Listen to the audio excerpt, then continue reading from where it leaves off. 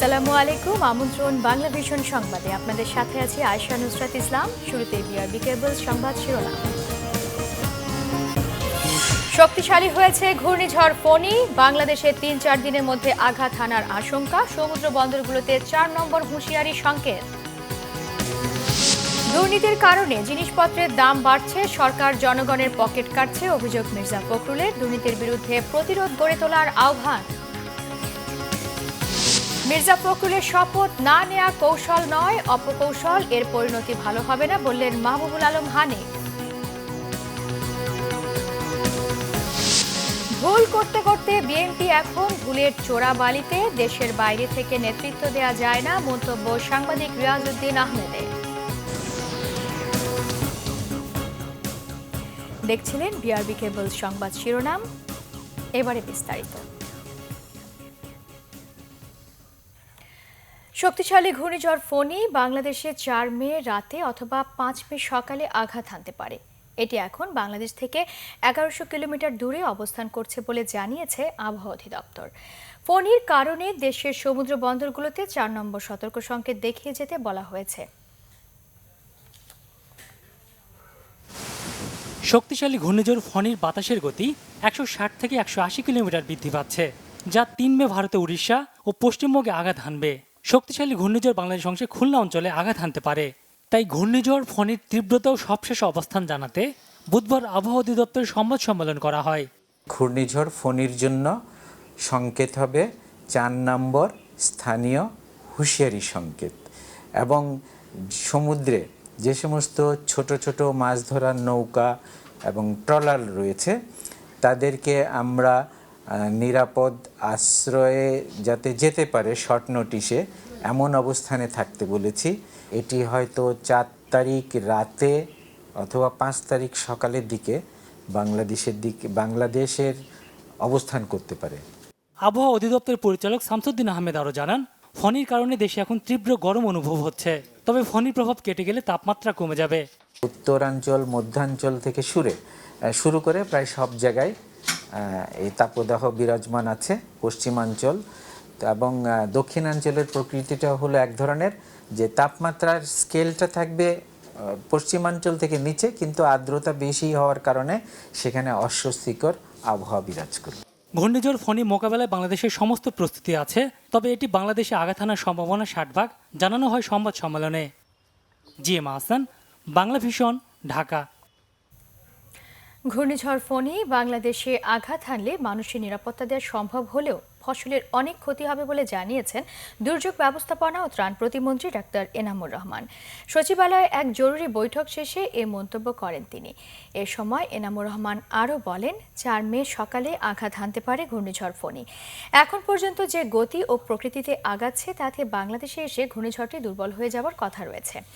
ঘূর্ণিঝড় ফণী বাংলাদেশের খুলনা, সাতক্ষীরা, যশোরের পাশাপাশি চট্টগ্রাম ও কক্সবাজার সহ উপকূলীয় ১৯ জেলা শহরে আঘাত হানতে পারে বলেও জানান দুর্যোগ ব্যবস্থাপনা ও ত্রাণ প্রতিমন্ত্রী। নির্ধারিত ১৯টি জেলায় সরকার বিশেষ সতর্কতামূলক ব্যবস্থা গ্রহণ করেছে বলেও জানান এনামুর রহমান। উপকূলবাসীদের সতর্ক করার পাশাপাশি প্রতিমন্ত্রী তাদের আশ্বস্ত করে বলেন, প্রাকৃতিক দুর্যোগ মোকাবেলায় সব ধরনের প্রস্তুতি রেখেছে সরকার। ঘূর্ণিঝড় যে ডিরেকশনে আছে সেই ডিরেকশনে যদি এগুতে থাকে তাহলে এটা প্রথমে উড়িষ্যা আঘাত করবে, তারপরে পশ্চিম বাংলার উপর দিয়ে দুর্বল হয়ে বাংলাদেশের খুলনা অঞ্চলে, সাতক্ষীরা অঞ্চলে আঘাত করবে। আর যদি এটা দিক পরিবর্তন করে বাংলাদেশের দিকে আসে তাহলে খুলনা, মংলা, সাতক্ষীরা, চট্টগ্রাম এমনকি কক্সবাজার পর্যন্ত বিস্তৃত হবে।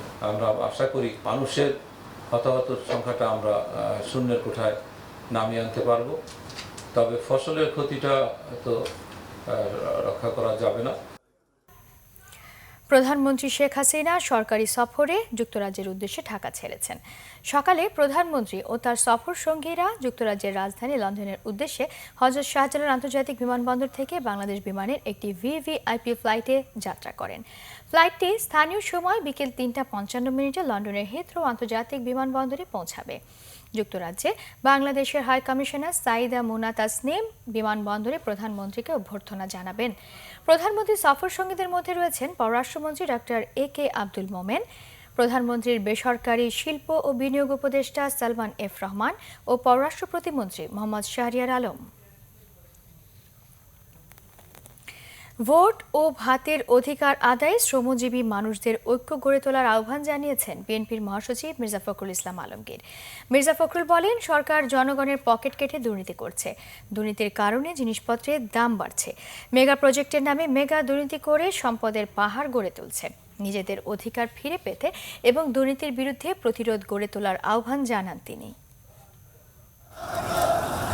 মহান মে দিবস উপলক্ষে নয়াপল্টনের কেন্দ্রীয় কার্যালয়ের সামনে থেকে র্যালি বের করে জাতীয়তাবাদী শ্রমিক দল। শ্রমিকদের অধিকার আদায়ে বেগম খালেদা জিয়ার মুক্তির দাবিতে স্লোগান দেন নেতাকর্মীরা। র্যালিটি নাইটিঙ্গেল মোড়, শান্তিনগর ঘুরে আবার নয়াপল্টনের কেন্দ্রীয় কার্যালয়ে গিয়ে শেষ হয়। এর আগে সংক্ষিপ্ত জমায়েতে বিএনপির মহাসচিব বলেন, শ্রমিকদের মর্যাদা নেই, তারা তাদের ন্যায্য মজুরি পাচ্ছে না। বৃদ্ধি পাচ্ছে। আজকে সরকার তাদের দুর্নীতিকে বৈধ করার জন্য, দুর্নীতি করার জন্য তারা আজকে প্রতিটি জিনিসের দাম বাড়িয়ে দিচ্ছে। তারা শেয়ার মার্কেট লুট করছে, তারা ব্যাংক লুট করছে, ওদিকে মেগা প্রজেক্টের নামে মেগা লুট করছে। তাদের বিরুদ্ধে আজকে প্রতিরোধ গড়ে তুলতে হবে। একদিকে আমাদের ভোটের অধিকার লুট করেছে, চুরি করে নিয়ে গেছে, অন্যদিকে আমাদের ভাতের অধিকার লুট করছে। বন্ধুগণ, আমাদের অস্তিত্বের জন্য আজকে জনগণের ঐক্য, শ্রমিক জনতার ঐক্য অত্যন্ত জরুরি। বিএনপির সিনিয়র যুগ্ম মহাসচিব বলেন, শ্রমিকদের মর্যাদা ভুলুণ্ঠিত, তাদের উপর অত্যাচার নির্যাতন চলছে।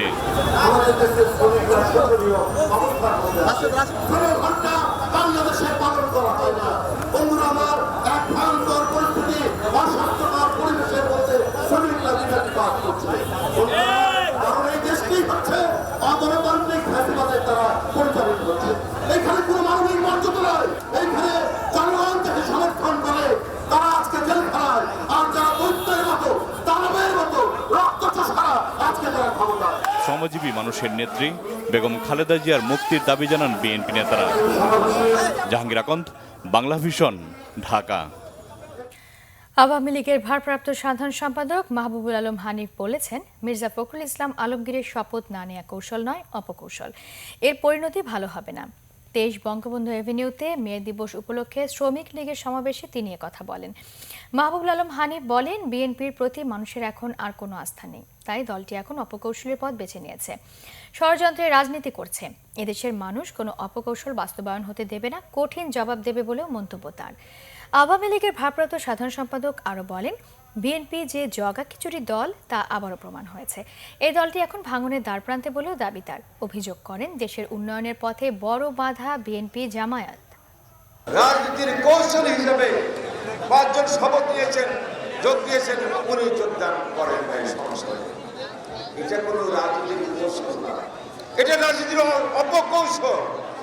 অপকৌশল করে দেশেরও কল্যাণ হয় না, জনগণের জন্য কল্যাণ হয় না, আপনার নিজ দলের কল্যাণ হবে না।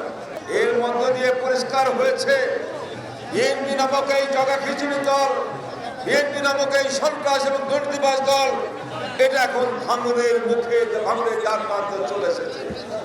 এই দলের ভাঙন এখন সময়ের ব্যাপার। সকালে এক কথা, বিকেলে অন্য কথা বলে রাজনীতিবিদরা মূল্যহীন হয়ে পড়ছেন, বলেছেন সাবেক তত্ত্বাবধায়ক সরকারের উপদেষ্টা সুলতানা কামাল। তিনি বলেন, সুশীল সমাজ নয়, রাজনীতিবিদরাই রাজনীতিহীনতার পথ তৈরি করছেন। এদিকে সাংবাদিক রিয়াজউদ্দিন আহমেদের দাবি, ভুল করতে করতে এখন ভুলের চোরাবালিতে বিএনপি। দেশের বাইরে থেকে নেতৃত্ব দেওয়া যায় না বলেও মন্তব্য করেন তিনি। শেষ পর্যন্ত সিদ্ধান্তে অটল থাকতে পারল না বিএনপি।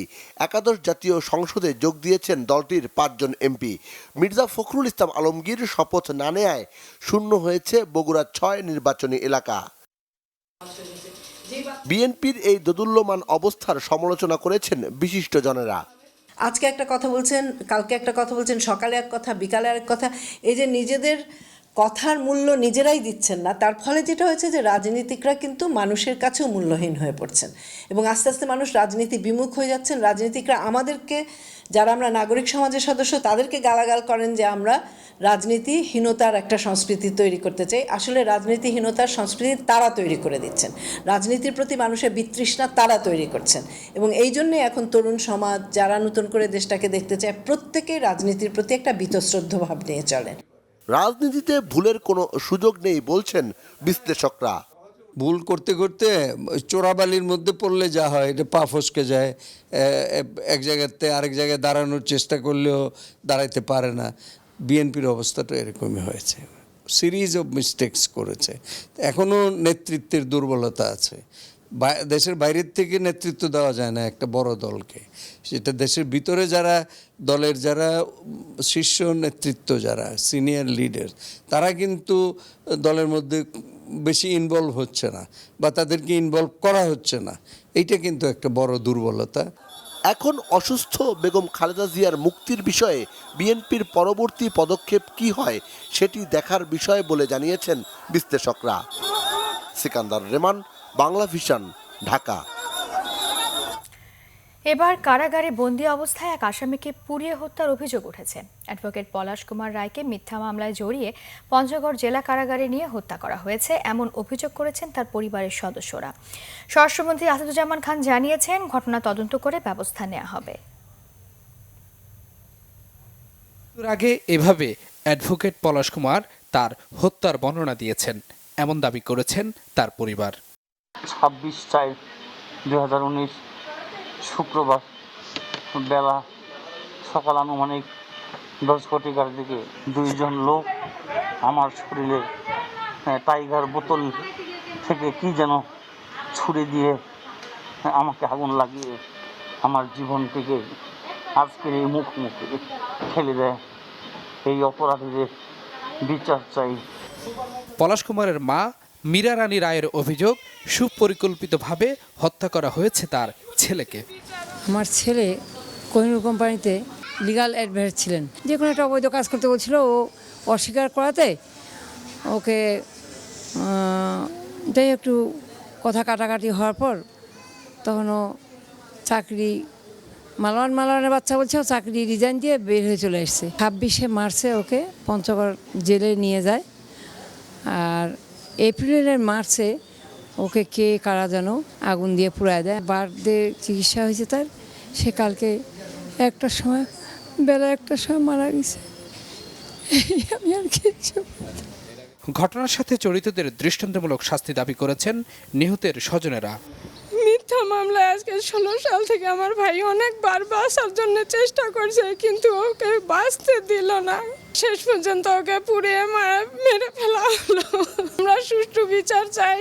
এটার আমরা বিচার না পাই, আমরা বিচার বিভাগ বা যারা সংশ্লিষ্ট মানুষ আছে তাদের থেকে আমাদের নির্ভরশীলতাটা কমে যায়। জেলারই স্বীকার করছে পঞ্চগড়ের জেলার তার মায়ের কাছে যে তারা অনুমতি নিয়ে 3-4 জন তার সাথে দেখা করছিল এবং তাকে থ্রেট দিয়েছে। একজন মুক্তিযোদ্ধার সন্তান, একজন আইনজীবীর যদি এই ধরনের হয়, বিচারহীনতা ভাবে যদি জেলখানায় মৃত্যু হয়, তাহলে সারা বাংলাদেশের সাধারণ মানুষের বিচার কোথায়?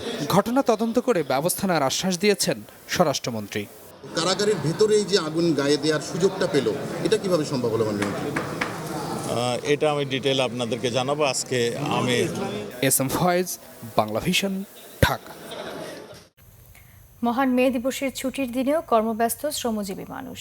অধিকার প্রতিষ্ঠায় বিশ্বজুড়ে দিবসটি পালিত হলেও রাজধানীর অসংখ্য শ্রমজীবী এদিন কাজে নামেন জীবিকার তাগিদে।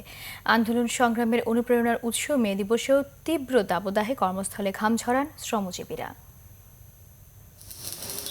আর 10টা দিনের মতোই মগবাজারের এই গ্যারেজে কাজ করতে আসেন এই শ্রমিক। আন্তর্জাতিক শ্রমিক দিবস উপলক্ষে 1 মে দেশের সরকারি বেসরকারি প্রতিষ্ঠান ও কলকারখানায় ছুটি ঘোষণা করা হলেও দিবসটির আলাদা কোনো তাৎপর্য বয়ে আনেনি এসব কর্মব্যস্ত মানুষের মাঝে। সবে বেড়াতে ছুটি কাটাই আমরা, আর ঈদের সময় ছুটি কাটাই। আমাকে ভালো লাগতেছে, কাম করতেছে, কি করবো, বাসা বয়ে থেকে তো আরো সময় নষ্ট। মে দিবস সম্পর্কে তেমন কোনো ধারণাও নেই অনেকের, আর তাই রুটি রুজির সন্ধানে সাত সকালেই বেরিয়ে পড়তে হয়েছে ঘর থেকে। আমার মা বাবা আছে, ভাই বোনের পড়ালেখার খরচ চালাইতে হয়, এই কারণে রিক্সা নিয়ে বাইরে হইতে হয়েছে। কিসের মে দিবস আর কিসের কি, যার কারণে আমরা গাড়ি নিয়ে বের হয়েছি, যে টাকা রুজি হবে আমার ফ্যামিলির লোকজন নিয়ে বসে খাওয়াতে পারবো। অনেকে 8 ঘন্টার বদলে 13-14 ঘন্টা কাজ করেও পান না বাড়তি সময়ের মজুরি। সকাল 9টা বাজে এই রাত্রে 10টা, কোনো সময় 11টা, এরকম 11:30 বাজে। 8 ঘন্টা এটা বলা হয়, কিন্তু 8 ঘন্টা তো সবাই পালন করে না, কিন্তু এটা কাজের ক্ষেত্রে হয় না। সরকারি ছুটি না পাওয়া নিয়ে কারো কারো মনে আক্ষেপ থাকলেও নিরাপত্তা ও গুরুত্বের তাগিদকেও খাটো করে দেখছেন না কর্মব্যস্তরা। হাসপাতালে যদি রুগী আসে, রুগীদের হাসপাতালে অক্সিজেন লাগতে পারে, সে কারণে হয়তো এখানে নিতে পারবে, একটু সেবামূলক হবে। মে দিবসের মূল অর্জন বা চেতনার সুফল সব শ্রমজীবীর কাছে পৌঁছে দিতে কর্মঘণ্টা 8 ঘণ্টা নিশ্চিত করার দাবি শ্রমিকদের। জিয়াউল হক সবুজ, বাংলা ভিশন, ঢাকা। নিচ্ছি সিবিসি টাইল সংবাদ বিরতি, সাথেই থাকুন, ফিরে এসে থাকছে। নুসরাত হত্যার ঘটনায় ফেনীর এসপি জাহাঙ্গীর ও ওসি মোয়াজ্জেম সহ সংশ্লিষ্ট পুলিশ কর্মকর্তাদের বিরুদ্ধে ব্যবস্থা নেওয়া হবে জানিয়েছেন স্বরাষ্ট্রমন্ত্রী। যশোরের প্রাথমিক বিদ্যালয়ের 6 ছাত্রীকে যৌন হয়রানি, থানায় অভিযোগ।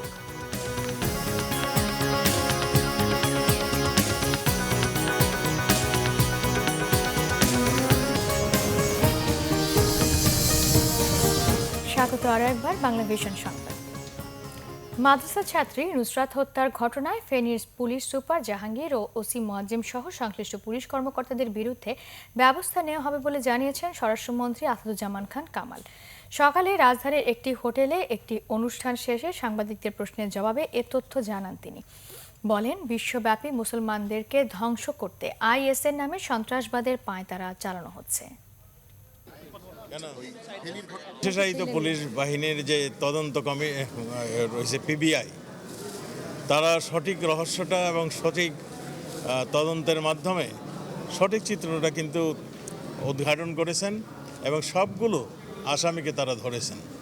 সফলতা বলুন, গাফিলতি বলুন, এই সবগুলোর যদি মূল্যায়ন করেন, আমি মনে করি যে পুলিশ অত্যন্ত সফলতার সঙ্গে, দক্ষতার সঙ্গে তারা উদ্ঘাটন করেছে। আর যদি কেউ গাফিলতি থাকে, আমরা কাউকে কিন্তু কেউ আইনের ঊর্ধ্বে নয়, কেউ বিচারের ঊর্ধ্বে নয়। আমরা গাফিলতি থাকলে যেই পরিমাণ গাফিলতি সে করেছে সেটার জবাবদিহি তাকে করতে হবে। বিচার বিভাগ কাকে জামিন দিল, কাকে শাস্তি দিল, এটা আমাদের দেখার বিষয় নয়। আমাদের দেখার বিষয় হলো যে ক্রাইম করেছেন তাকে আমরা বিচারের মুখোমুখি করে দিতে পেরেছি কিনা। আমরা কিন্তু সেটা আমাদের নিরাপত্তা বাহিনী সেটা করছে। এই আইএস বলে মুসলমানদের ধ্বংস করার জন্য যেই প্রক্রিয়াটা, আমার মনে হয় সেটাই এটা। যশোর শহরের খড়কি এলাকার একটি সরকারি প্রাথমিক বিদ্যালয়ের 6 ছাত্রীকে যৌন হয়রানির অভিযোগ উঠেছে। আমিনুল ইসলাম নামে স্থানীয় এক ব্যক্তি 1 মাসেরও বেশি সময় ধরে এ হয়রানি করে আসছিল। এ ঘটনায় সকালে যশোর কোতোয়ালি থানায় একটি অভিযোগ দায়ের করেছে ভুক্তভোগীরা। যশোর প্রতিনিধি রাজাক জাহাঙ্গীরের রিপোর্ট। ভুক্তভোগীরা জানায়, খড়কি রেললাইন এলাকার একটি বাগানের কেয়ারটেকার হিসেবে দীর্ঘদিন ধরে দায়িত্ব পালন করে আসছিল আমিনুল ইসলাম। এ সময়ে সে স্থানীয় একটি প্রাথমিক বিদ্যালয়ের ছাত্রীদেরকে বিভিন্ন খাবারের প্রলোভন দেখিয়ে বাগানে নিয়ে যৌন নিপীড়ন চালাতো। এর মধ্যে 2 ছাত্রী ধর্ষণের শিকার হয়েছে বলে জানায় স্থানীয়রা। গত 28 এপ্রিল 6 শিক্ষার্থী বিদ্যালয়ের পরীক্ষায় অংশ না নিলে তাদেরকে তলব করে স্কুল কর্তৃপক্ষ। পরদিন ভুক্তভোগীদের পরিবার বিদ্যালয়ে গিয়ে যৌন হয়রানির বিষয়টি কর্তৃপক্ষকে জানায়। স্কুলের 5 জন কর্মরত শিশু যৌন হয়রানির শিকার হয়েছে। এর প্রেক্ষিতে আমি তাদেরকে ডাক দিই এবং তাদের গার্জেনদেরকে ডাক দিয়ে আমরা পুলিশের কাছে তাদের হ্যান্ডওভার করি।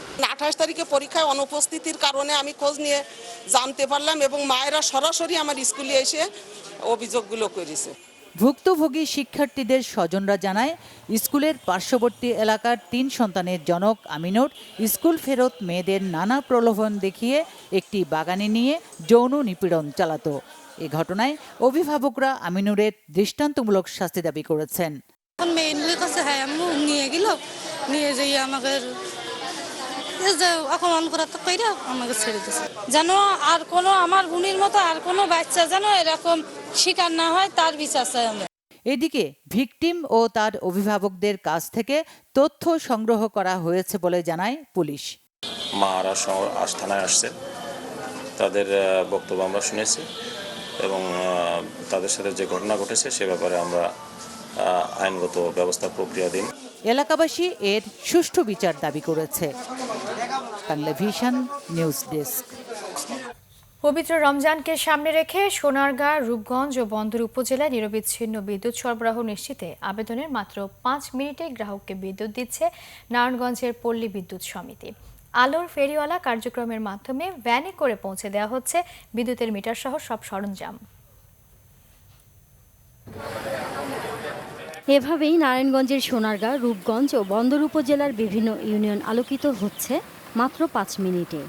সরকারের ঘরে ঘরে বিদ্যুতের প্রতিশ্রুতির বাস্তবায়ন পল্লী বিদ্যুতের এই আলোর ফেরিওয়ালা। গ্রাহক হয়রানি কমাতে অন্যান্য জেলার মতো এবার নারায়ণগঞ্জেও এই কার্যক্রম চালু করেছে পল্লী বিদ্যুৎ সমিতি। খুশি গ্রাহকরা। সাথে সাথে মোবাইল কোডের মতন বিদ্যুৎ, এটার জন্য কোনো টাকা লাগে নাই, কিছু লাগে নাই। অতিরিক্ত যে বিলটা আসবে না আমাদের। বিদ্যুৎ দিচ্ছে অনেক আলা সুখ সুবিধা মতন আলা বাউ করে চালাম আর কি। পল্লী বিদ্যুৎ সমিতি, পল্লী বিদ্যুৎ আমাদের অন্যতম একটা কাজ, সেই কাজটা উনি সুষ্ঠুভাবে করে যাচ্ছেন। প্রায় 100টি ভ্যান যোগে আলোর ফেরিওয়ালা কর্মসূচি পরিচালিত হচ্ছে। রোজায় সার্বক্ষণিক বিদ্যুৎ সরবরাহে ঝুঁকিপূর্ণ লাইন মেরামত, ওভারলোডেড ট্রান্সফরমার পরিবর্তন করা হচ্ছে। এদিকে বিদ্যুতের বকেয়াও আদায় করছেন ঘোষণা দিয়ে। নারায়ণগঞ্জ পল্লী বিদ্যুৎ সমিতি 1-এর সিনিয়র জেনারেল ম্যানেজার বলেন, প্রধানমন্ত্রীর প্রতিশ্রুতি অনুযায়ী তার আওতাভুক্ত গ্রাহকরা সবাই বিদ্যুতের সুবিধা ভোগ করছেন। এখন নতুন গড়ে ওঠা বসতিতে বৈদ্যুতিক আলো ছড়িয়ে দেওয়ার কাজ চলছে। বিদ্যুতের লাইনের ধারণ ক্ষমতা অতিক্রম করে যাচ্ছে, সেই লাইনগুলোকে আমরা চিহ্নিত করছি, তার ক্ষমতা বৃদ্ধি করছি এবং মানুষ যাতে বিরামহীনভাবে বিদ্যুৎ পায় সে ব্যবস্থা নিশ্চিত করছি। সরকারের আলোর ফেরিওয়ালা কার্যক্রম প্রশংসার দাবিদার বলছেন সুফলভোগীরা। Bangla vision news desk. বর্তমান বিভক্ত সমাজের জন্য প্রয়াত সাংবাদিক মাহফুজুল্লাহ ছিলেন দিক নির্দেশক। তার চিন্তা চেতনা ছিল সমাজকে একত্রিত করার। তার বিদেহী আত্মার মাগফিরাত কামনা করে আয়োজিত দোয়া মাহফিলে এসব কথা বলেন বক্তারা। একই সাথে তার শিক্ষাকে ছড়িয়ে দেওয়ার কথাও বলেন তারা। বুধবার বিকেলে জাতীয় প্রেস ক্লাবে প্রয়াত সাংবাদিক মাহফুজুল্লাহর স্মরণে দোয়ার মাহফিল আয়োজন করা হয়। এতে দলমত নির্বিশেষে যোগ দেন সর্বস্তরের সাংবাদিক ও রাজনৈতিক ব্যক্তিরা। তারা বলেন, মাহফুজুল্লাহ ছিলেন সাংবাদিক জগতের উজ্জ্বল ব্যক্তিত্ব। নীতির প্রশ্নে তিনি কখনো আপোষ করেননি বলে মন্তব্য করেন বক্তারা। তারা বলেন, বিপরীত মতের মানুষকে কখনো আঘাত করে কথা বলেনি যুক্তিবাদী এই মানুষটি। তার জীবনে সে তার নীতি এবং আদর্শের সাথে সংগ্রাম করেছে, যুদ্ধ করেছে, কিন্তু আত্মসমর্পণ করে। সততা, নিষ্ঠা, পেশাদারিত্বে মানুষকে ভালোবাসা সেটি আমি সম্পূর্ণভাবে গ্রহণ করেছি এবং এই শিক্ষা যদি পেশাদারিত্বের মধ্যে বজায় থাকে সাংবাদিকদের, অবশ্যই সাংবাদিকরা অনেক দূর এগিয়ে যাবে। এই সমাজ যখন বিভক্ত, আমরা সাংবাদিকরাও বিভক্ত। এই বিভক্ত সমাজে মাহফুজুল্লাহ ছিলেন একজন আমাদের কি বলবো দিক নির্দেশক, তিনি আমাদেরকে দিক নির্দেশনা দিয়ে গেছেন। মাহফুজুল্লাহ আমাদের মধ্যে থাকবেন। বক্তারা বলেন, কর্ম এবং চিন্তার মাধ্যমে মানুষের মাঝে বেঁচে থাকবেন সদা হাস্যোজ্জ্বল মাহফুজুল্লাহ। তার চিন্তা চেতনা চলমান সমাজের বিভেদ দূর করে শান্তির বার্তা বয়ে আনবে, এমন প্রত্যাশা উপস্থিত স্বজনদের। যে স্ট্রাগল ছিল, তার বিশ্বাস সবকিছুকে আপনারা আপনাদের হৃদয়ে ধারণ করবেন, তাহলে আমার বাবা চিরকাল বেঁচে থাকবে। মৃত্যুর মাঝেও সে হয়েছে মৃত্যুহীন, আসুক তার স্বপ্নের দেশ, আসুক সুদিন। কেউ কিন্তু খুব সাংবাদিকতা করত এবং একটু আগে আপনারা শুনলেন অনেক আন্দোলনে জড়িত ছিল, কিন্তু ক্লাসে খুব রেগুলার আসতো। দোয়া ও মোনাজাতের মাধ্যমে শেষ হয় স্মরণসভা। ইমরুল কায়েস, বাংলা ভিশন, ঢাকা। আবারও নিচ্ছি সিবিসি টেল সংবাদ বিরতি, সাথেই থাকুন। ফিরে এসে থাকছে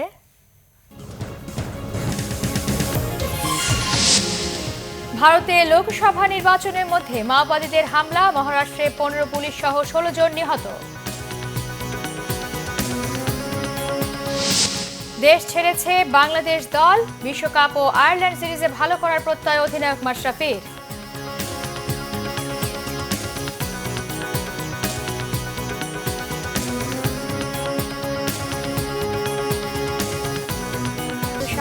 বাংলা ভিশন সংবাদে। আমিন জুয়েলার্স আন্তর্জাতিক সংবাদ।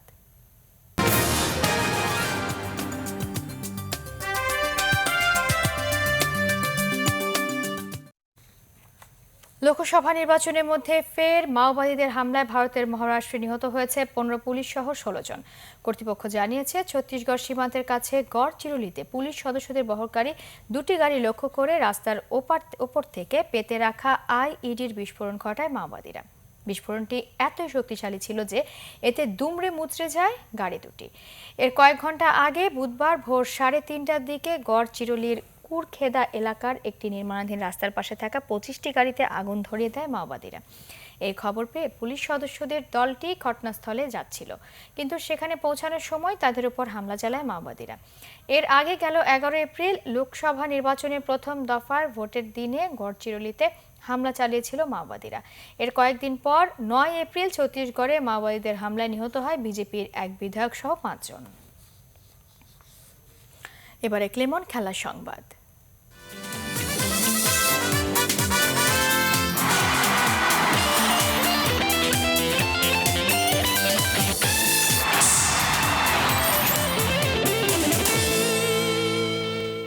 ক্রিকেট ত্রিদেশীয় সিরিজ ও আইসিসি বিশ্বকাপে ভালো করার প্রত্যয় নিয়ে দেশ ছেড়েছে বাংলাদেশ ক্রিকেট দল।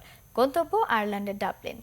ইংল্যান্ডে 30 মে বিশ্বকাপ শুরুর আগে ডাবলিনে স্বাগতিক আয়ারল্যান্ড ও ওয়েস্ট ইন্ডিজের সঙ্গে ত্রিদেশীয় সিরিজ খেলবে টাইগাররা। যদিও দলের সঙ্গে যাননি সাকিব আল হাসান, রাতেই অন্য ফ্লাইটে রওনা হওয়ার কথা তার। বুধবার ভোর থেকে শাহজালাল আন্তর্জাতিক বিমানবন্দরে ক্রিকেট ভক্তদের ভিড়। দেশ ছাড়ছে বাংলাদেশ ক্রিকেট দল। গন্তব্য আয়ারল্যান্ডের ডাবলিন। উদ্দেশ্য 3 জাতির সিরিজে অংশগ্রহণ। যদিও দল ফিরবে প্রায় 2.5 মাস পর বিশ্বকাপ শেষ করে। সবার চোখ খুঁজে ফিরছে একজনকে, তিনি সাকিব আল হাসান। কিন্তু অনুপস্থিত সাকিব। দেশের সেরা এই অলরাউন্ডার যাচ্ছেন না বহরের সঙ্গে। রাতে ভিন্ন ফ্লাইটে দেশ ছাড়ার কথা তার। বিশ্বকাপে ভালো করতে সাফল্য পেতে হবে আয়ারল্যান্ডে। আত্মবিশ্বাস বাড়িয়ে নেওয়ার পাশাপাশি কন্ডিশনের সাথে মানিয়ে নেওয়ার সুযোগ এই সিরিজ। ঢাকা ছাড়ার আগে সবার কাছে দোয়া চেয়েছেন অধিনায়ক মাশরাফি। বাংলাদেশ টিম যাচ্ছে ওয়ার্ল্ড কাপ খেলতে, সবাই দোয়া করবেন, ভুল ত্রুটি কিছু হলে ক্ষমা করবেন এবং আমাদের বিশেষ করে বাংলাদেশ টিমের জন্য সবাই দোয়া করবেন, একসাথে থাকবেন। আর ইনশাল্লাহ আমরাও সেরাটা চেষ্টা করব যেন ভালো রেজাল্ট করে আসতে পারি। ভালো পারফরমেন্স করে তারকা হওয়ার বড় সুযোগ বিশ্বকাপ। তবে ব্যক্তিগত সাফল্যের চাইতে দলের সাফল্যই আগে ক্রিকেটারদের কাছে।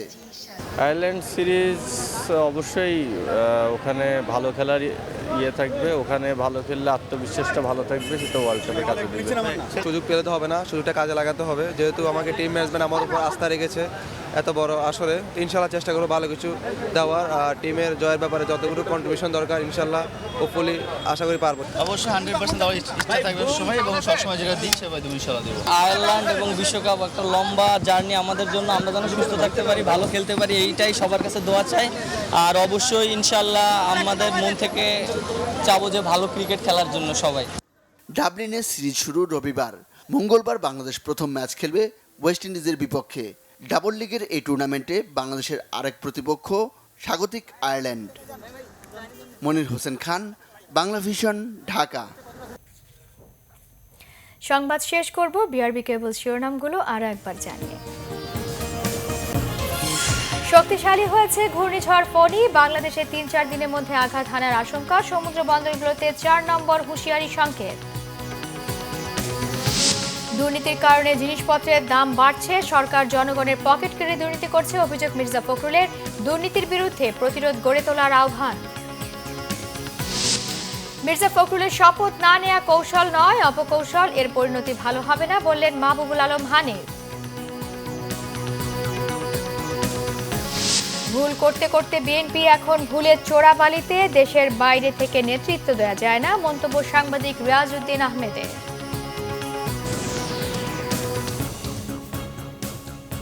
এই ছিল এখনকার মতো। পরের সংবাদ রাত 10:30। এর আগে 9টায় রয়েছে নিউজ টপ 10 দেখার আমন্ত্রণ রইল। এছাড়া ফেসবুকে বাংলা ভিশন সংবাদ সরাসরি দেখতে লগ ইন করতে পারেন facebook.com/বাংলাভিশনে। এতক্ষণ সাথে থাকায় ধন্যবাদ।